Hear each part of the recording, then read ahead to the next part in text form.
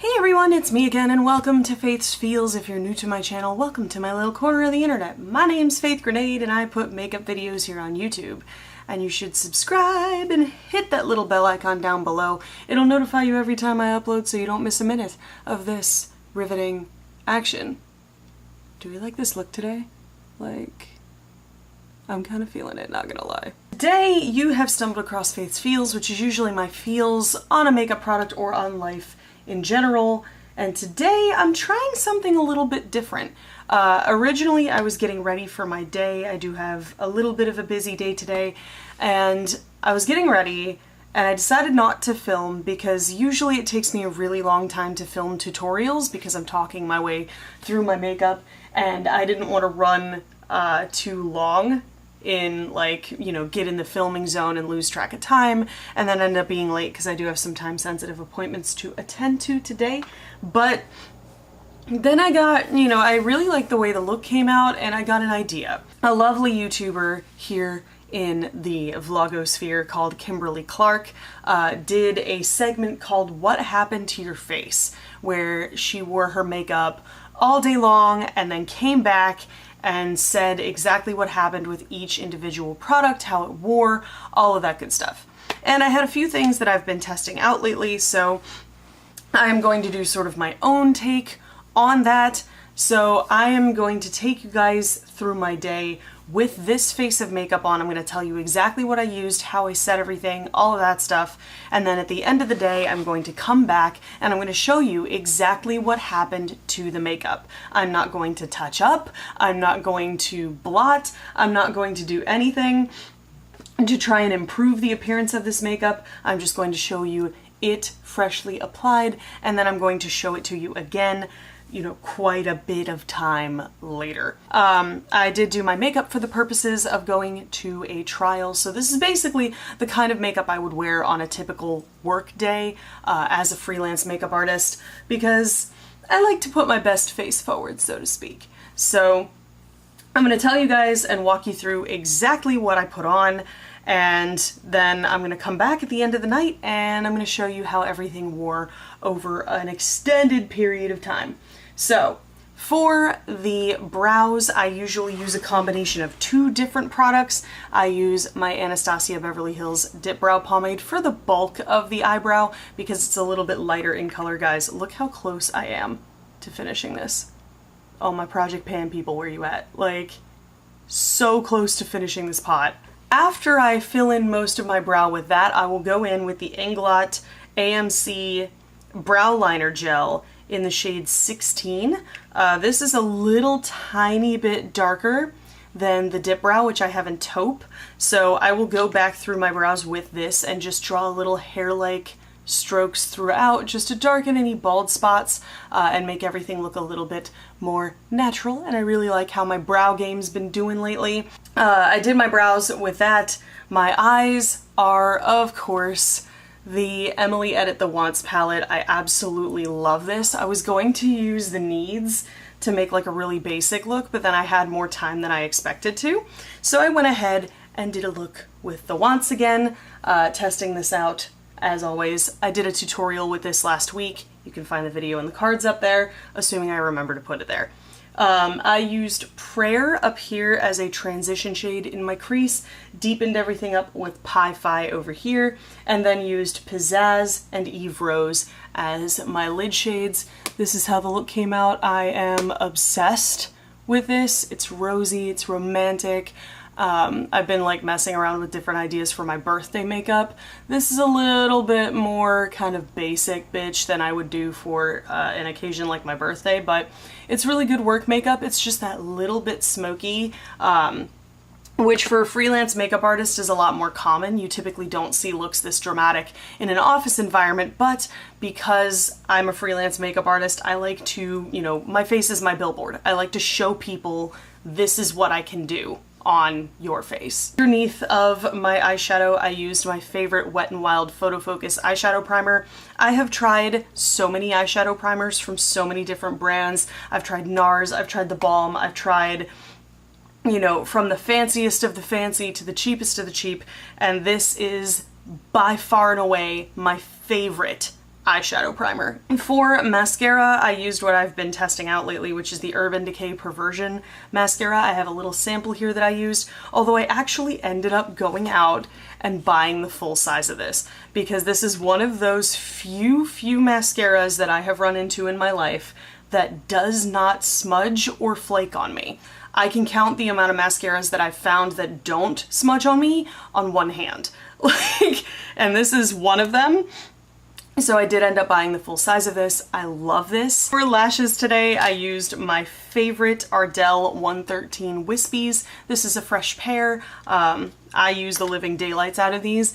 I love them because, like I've said in videos in the past, they look like you got professional lash extensions done at a salon, but you don't have to deal with the commitment of getting lash extensions. I put those on with my favorite lash glue, the House of Lashes eyelash glue.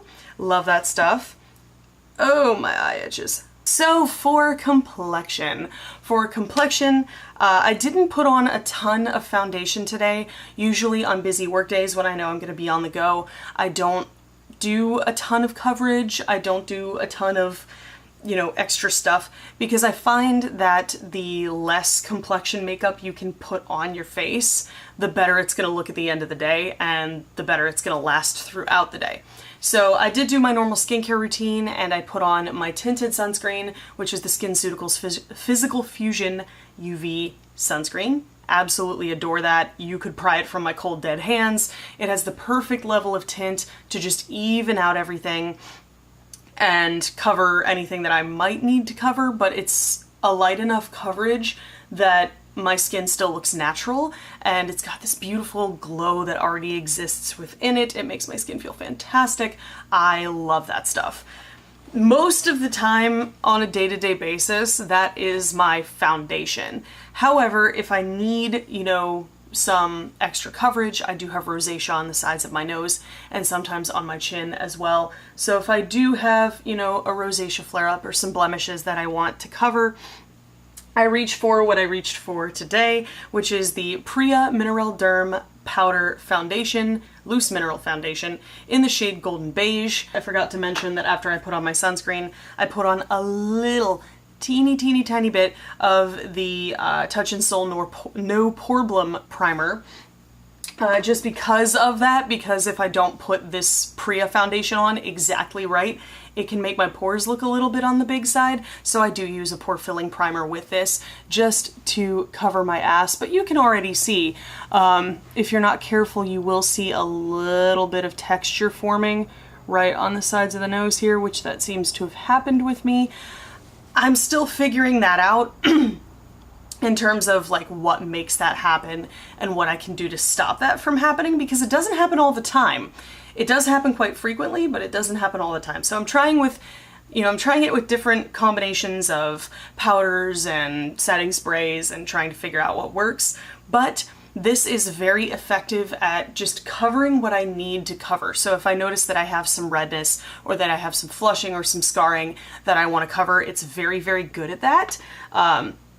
It's very buildable in terms of coverage, so you can build it out to be a very sheer wash over the skin, or you can actually really build it up in certain areas to get the coverage that you're looking for. And my favorite part about Priya's Mineral Foundation is that this does not have any pore clogging ingredients. Priya was a brand specifically created for acne skin. So I primed, I put that on just in the areas where I needed a little bit of extra coverage, but as you can see, you can still see my skin, you know, through this. You can still see the scarring that I sometimes have, the post-inflammatory hyperpigmentation around here. It just sort of cancels out some of the redness in my skin, and it matches my face, like it matches the skin like on my neck perfectly, so I can just put it in those targeted areas and not have to worry about looking splotchy.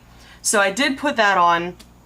I set in my T-zone because I noticed that this powder foundation can get a little glowy, maybe even a little bit oily, one might say. So I did set it with Coty Airspun, just a teeny tiny bit right on the sides of the nose, chin, and forehead, just to make sure everything is all set in place. And then for the rest of my complexion makeup, I used some familiar faces and some new ones. The Physicians Formula Butter Bronzer to bronze across the perimeter of my skin. Love that. And then I used a new blush today. So I went to Kohl's the other day, and Kohl's was, kind of remodeling, and they were kind of condensing their section of the balm. And I don't know if these are discontinued, but I need to find the one shade that I don't have. I ended up picking up the Balm's In Stain blushes. I had heard really good things about these, but they were always kind of expensive. They were like $21 or $25 a piece, which seemed like a lot for one blush for me. But these were on clearance at Kohl's, and I really hope they're not discontinuing this formula. They were on clearance at Kohl's for $6.50. So I picked up almost all of the shades. I am missing one because they didn't have one in stock at the time. I'm wearing the shade Houndstooth. This is what that looks like. These are pigmented. You have to be a little bit careful with these because if you're not careful, they can go a little bit insane very quickly, but they're beautiful, beautiful formulas. They blend beautifully across the skin. I don't know about the longevity yet, and you guys know, blush is the first thing to go in terms of my complexion makeup. If any of my cheek products are going to fade, it's going to be my blush. For my highlight, I am once again testing out the Wet n Wild highlighter from the Zodiac collection, this loose highlight in the shade Written in the Stars. That is what I'm wearing on my cheeks today. It can be a little bit textured, and I'm not used to working with loose powder highlighters. I find that this has a good amount of like bigger particles of glitter in it. You can see those there, but you can tap those off and then you end up with a pretty smooth finish. It's not the smoothest highlighter I've ever used. That goes to, a tie between the Balm's Mary Luminizer, which is one of my favorites of all time, and the Anastasia Amrezy highlight. It showcases texture a little bit, and it can be hard to control where you're applying the highlight because loose powders tend to want to scatter. But yes, I did that for highlights. Am I forgetting anything aside from lips? I don't think so. For lips, I did just use a simple nude today. This is the Bite Beauty Amuse Bouche lipstick in the shade Honeycomb. This was the one that I bought when I bought Kale, and it's the one that is the closest match in color to one of my favorite lipsticks of all time, which is the L'Oreal Coloris Shine lipstick in the shade Glossy Fawn. I've almost used that L'Oreal lipstick up entirely, and I never go through an entire tube of lipstick. The problem is, every time I look for, the same shade to replace that one, or to have as a backup, they're always swatched, they're always opened, they're always messed with, because that's just drugstore makeup for you. So I wanted to find that same shade, because it's a very flattering shade on me.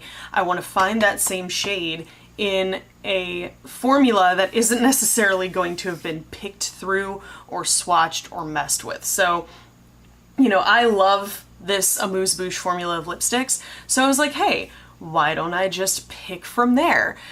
In terms of setting, for the final step, I did not use setting spray. I know it's surprising. I literally only used MAC Fix Plus, which is normally what I use on a day-to-day basis, just to take the powderiness and texture away from my face to make it look like skin again, emphasize the glow a little bit. But I find that a lot of the time I don't really need like an in-depth, hardcore setting spray unless I'm doing something like performing where I'm going to be under stage lights, out in the heat or out for long periods of time. That's about it. That is everything I'm wearing right now, and I am going to go about my day. The time right now is 11:53. I have to get my kit, which you guys are sitting on top of right now, packed in my car, and I have to get my lights in my car so I can go to this trial. The trial is about an hour away, and it's at 2, so I definitely want to get on the road by around like 12:30, 12:45, just to make sure that I'm there on time and I have time to set up and get everything going. But I am going to come back at the end of the day, and I'm going to let you guys see, unadulterated, untouched up, what everything looks like. So, without further ado, I'm going to go, get my job done and do the thing. And I will see you guys at the end of the night to see how this holds up. Hey everyone, I am back, and it is the end of the day for me anyway. Pretty short day today. I basically just went out and did a trial that was about an hour away from me and came home, but my makeup has been put through its paces. It is very, very humid outside because, as some of you probably know, I do live on the East Coast and we're about to get hit by Hurricane Florence. We're not going to get as badly hit as people in like North and South Carolina and parts of Virginia and stuff, so if you are a viewer of mine and you live in those areas, please, please, please be safe, be careful. I'm thinking of you. Let's take a look at what happened to my face. As you can see, the foundation is quite broken up. Now, again, to be fair, this is not by any stretch of the imagination a beat that's meant to last a lifetime, and I have not touched up at all in any way this entire day. And you can see there's a ton of porridge showing. Nice little bit of oil. It was hard to tell whether it was oil or sweat at first, but I believe it is oil. So I do get oily with this foundation quite a bit in this region here, but you can see I've got some oil up there. Blush is still intact, which I'm really, really impressed with, because normally blush is the first thing to leave on me. Highlight is still there, bronzer is still there. I do have a significant amount of creasing in my one smile line here. Like I said, this foundation is absolutely not one that I usually wear when I have to be out all freaking day. It's mostly for like quick trips, if I just need to put something on that makes me look put together, but I don't have to be like super long wearing. This is normally what I do, but it still lasted okay. I mean, my texture around my nose is looking pretty apparent, and I am seeing some significant creasing and oil buildup, but I could touch this up pretty quickly because it is a powder foundation. I could blot this and then powder it down a little bit and, you know, spritz some setting spray on and I'm good to go. Not seeing too much smudging. We do have a little bit of mascara smudging on the outer corner on each eye, but nowhere near what I normally get. And then eyeshadow is of course looking fantastic. I mean, it's like 6:30, so it's only been about, you know, 7 hours, but eyeshadow's still looking really good. As you can see, my eyelashes are still intact. We're not seeing any lifting in the corners there. And then my eyebrows are still perfectly fine. I don't normally have any problems with them either. So you can see, throughout a day, my makeup does wear down. That's kind of the message of this video, honestly. Makeup is going to wear down, especially during heat and humidity, but you know, worn down or worn in makeup tends to look better when you put on very, very thin layers as opposed to when you put on like a big cake face. You know, if I had put on a shitload of foundation, then the, you know, creasing and the texture and the stuff like that would have looked even worse. I hope you guys found this video helpful, informative, or entertaining. If you did, there's a button for that. Spank that like button in the butt, you know it deserves it. And if you want to see more from me, you've got a couple options now. You can click the videos on either side of my head to binge if you're bored or bummed out, or hey, you can hit that button that looks like my face and subscribe and become a member of the faithful today. I put out new videos every Sunday.